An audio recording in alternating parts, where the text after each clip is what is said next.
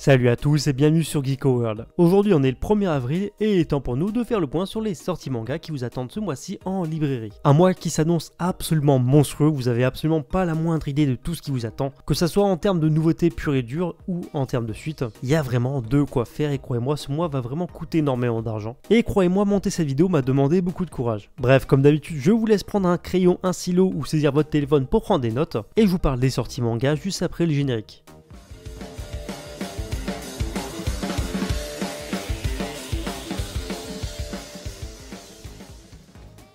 Avant de commencer la vidéo, si vous voulez soutenir mon travail, comme d'habitude, je vous invite à lâcher les pouces bleus. Plus il y aura de pouces bleus, plus la vidéo sera mise en avant sur YouTube, donc un grand merci à vous. Si vous appréciez mon travail mais que c'est pas encore fait, je ne peux que vous inviter à vous abonner à la chaîne. C'est totalement gratuit, vous pourrez suivre toute l'actu manga sur YouTube et ça me donne également un gros soutien. Et vous avez également la possibilité de me suivre sur Twitter et Instagram, les liens sont à l'écran et en description. Mais avant de démarrer la première date du mois, je tiens à préciser encore une fois et à rappeler qu'il ne s'agit là que d'une grosse sélection, c'est pas le planning complet. Pour moi c'est totalement impossible de vous présenter tout ce qui vous attend ce mois-ci, ou alors carrément il me faudrait un plein temps pour préparer l'émission, mais bon, sait-on jamais, si un jour on atteint les 100 000 abonnés sur la chaîne, peut-être que je pourrais faire ça à plein temps. Bref, en tout cas, la première date de ce mois-ci, c'est le 1er avril. Ce jour-là vous attendra en librairie Jujutsu Kaisen et son 8ème volume. Les ventes du manga en France sont absolument extraordinaires. Le tout suivi de My Hero Academia à son tome 28, et franchement je ne peux plus attendre pour le découvrir. La nouveauté Les Racailles de l'autre monde fera son apparition, et on pourra également retrouver Alpi the Soul Sender, volume 4, et le 15ème tome de Dragon Quest, Les Héritiers de l'Emblème. Sûrement des plus grosses dates du jour, c'est le 7 avril. On commence avec la nouveauté du Weekly Shonen Jump, Mashle et son premier et deuxième tome qui sortent simultanément chez Kazé. C'est une des sorties événements du mois, accompagnée de Solo Leveling et son tout premier tome. Le webtoon fait enfin son apparition en France chez les éditions K-Books. Si j'obtiens une version presse, peut-être que je vous en ferai une présentation. Chez l'éditeur Glénat, on pourra retrouver double dose de Dr Stone avec Dr Stone tome 15 et Dr Stone Reboot Byakuya, le spin-off du manga et son premier tome, et son dernier d'ailleurs parce que c'est un one-shot. Le premier tome de Helios the Fugitif, le 5ème tome de Mao, Inomaru Sumo tome 21, Ranma 1/2 Perfect Edition tome 19, l'excellent Tokyo Revengers arrivera avec son tome 12. Autre grosse sortie du mois, il s'agit de l'attaque des titans Shingeki no Kyojin tome 33, l'avant-dernier tome de la série, et il faut également relever que justement ce tome 33 bénéficiera d'une édition limitée, suivi de The Quintessential Quintuplets tome 8 Gotobu no Hanayome, le tome 7 de Orient Samurai Quest, le tome 3 de A Journey Beyond Even, le tome 19 de Yuna de la pension Yuragi, Drifting Dragons tome 6, Jojo Bizarre Adventure saison 8, Jojo Lion et son 20ème volume, le tome 7 de La Malédiction de Loki, Carol Tuesday, tome numéro 2, le tome 10 de Quand Tagaki me taquine, le tome 10 également pour Aucanter,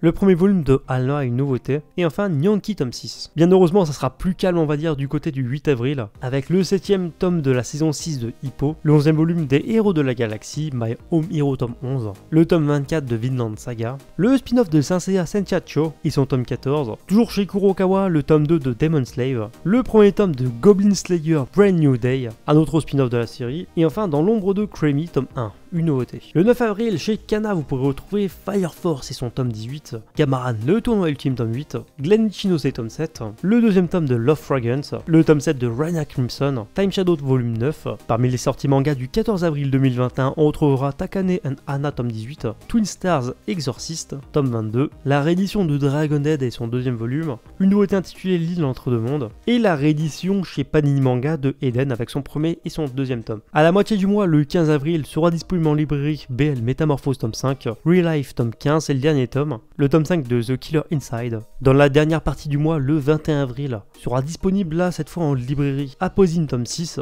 Anano Chinari tome 13, une nouveauté intitulée Dear Call, Fairy Tail Andrew Dear Quest tome 8. Une des grosses nouveautés du mois sera notamment The Fable et son tout premier volume chez Pika Edition, accompagné du tome 14 de To Your Eternity, le tome 7 de Shibuya Hell, Love Dilemma tome 18, le 7ème volume en Perfect Edition de Maison Ikoku, le tome 26 de Yamada-kun and the Seven Witches, et enfin ça avait été reporté le mois dernier mais Panini proposera enfin ce mois-ci la réédition de Banana Fish avec son premier et son deuxième volume. Et toujours chez Panini Manga on trouvera également Trinity Seven réédition et son tome 20. La date du 23 avril 2021 est surtout marquée par des sorties manga chez Kana Edition avec 5 Minutes for Wars tome 6, le tome 30 de Black Butler Kuroshitsuji Amezushu, le tome 66 de Gintama, c'est assez rare pour être souligné, double dose de Slam Dunk avec Slam Dunk tome 17 et 2018 dans leur réédition, le 4ème tome du célèbre Yawara de Naoki Urasawa, et on terminera avec The Taikaren Children tome 48. Avant-dernière date de l'émission, bien entendu, c'est le 28 avril 2021. Premièrement, Kaze proposera ce jour-là Blue Exorcist tome 26 et Moonlight Act